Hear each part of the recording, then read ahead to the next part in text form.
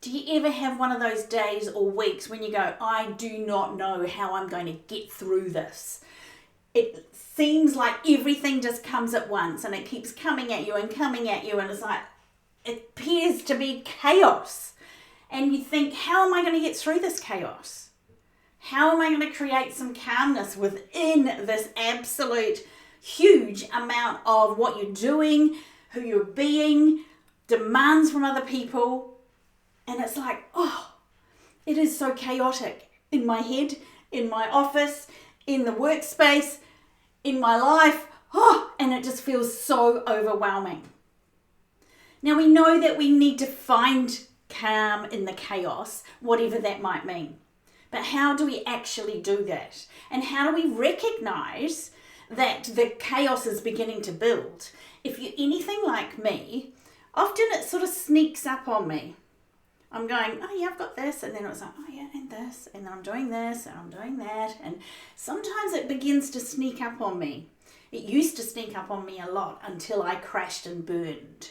And now I can recognize when the chaos is beginning to build, and then I can find those moments of calmness, which helps those ebbs and flows dial down a little.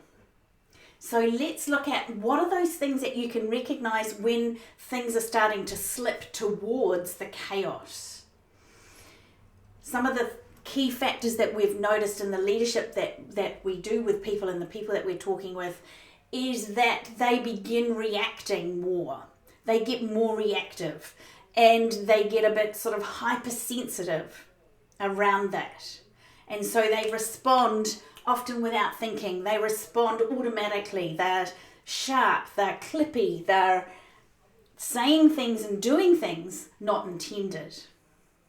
So one of the things to watch out for is, what are your reactions doing? Are you reacting or having those moments of pause and then choosing your response? Another one is that we keep interrupting people. We go, yes, and yeah, that's what we need to do, and get to the end, and yes.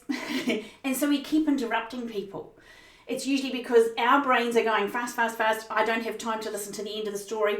I think it's this, and we anticipate the end of what the person is saying. But as a leader, what that does is it diminishes our interactions. It assumes things. It brings that whole assumption side of things. And we know what assumptions are.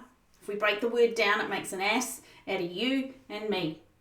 And so we have all of this internal conflict and external conflict, and we create more chaos within the teams and within ourselves on the way. Another indicator is that we replay stressful events or replay certain events. So it may be a conversation that didn't quite go as well as we had hoped, or somebody actually said no to us when we had hoped that client would continue with us. And we go, oh, what did I say? Did I do it wrong? And how did that happen? And what if I did this? And what if I did that? And we go to bed thinking about it. We wake up in the middle of the night thinking about it. We keep talking about it the next day. And we keep replaying these events. So watch out for those indicators of, am I beginning to build into that chaos? And what can I do from there? So there's 3 strategies that we can give you today. 3 strategies to be able to shift from the chaos, dial it down, and find more of an even keel. The first one is the NPC method. Now this is a method, notice, pause, and choose again, that we have outlined very strongly and very succinctly in our new book, The Authentic Leadership Playbook. The NPC method, notice, pause, choose again. We can't change anything until we notice. So when we recognize when we ourselves are beginning to get a little bit chaotic, we can notice our language. Are we saying, oh my gosh, I never have time for anything. Oh my goodness, it's this time of year, it's so busy, everybody gets this problem. Are we saying things like that? Are we saying, my life is in chaos, it's in turmoil, it's overwhelming? Are we using this type of language? Because what we focus on, we get more of. So if that is the language that we're using, it will continue. if that is the language and the mindset that we have, we're just going to get more and more. Whatever we focus on, we get more of. So notice and then pause. Take a little pause. It can be as short as this.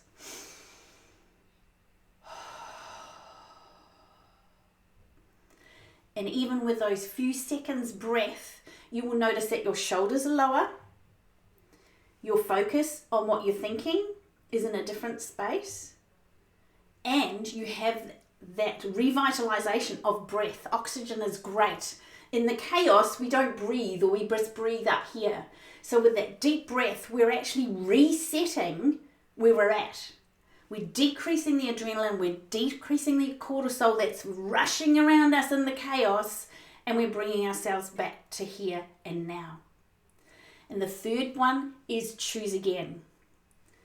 I get to choose how I respond. You get to choose how you respond. You get to choose what you focus on. You get to choose the thoughts that you're having. You get to choose the words that you use in every single moment. Doesn't matter what's going on out there. You get to choose how to notice, pause, and choose again your thoughts, your words, your actions, your behaviors. You even get to choose your own state, how you show up in. Even if you're tired, exhausted, and going, oh my gosh, the last few weeks for me has just been very, very full, very, very productive.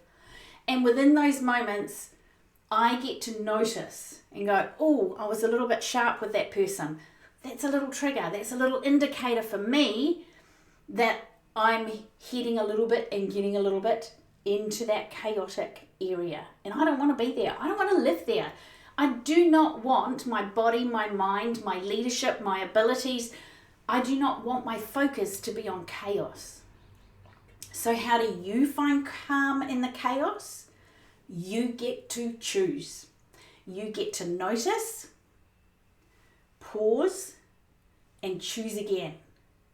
And if you want more information around that, if you want the scientific research around that, in our book that is coming soon, the Authentic Leadership Playbook, you can find out all about that mindset and how to develop it for yourself, how to make it stronger, how to bring it in and practice it so it's like a muscle and it gets stronger and stronger, that you can create calm in the chaos.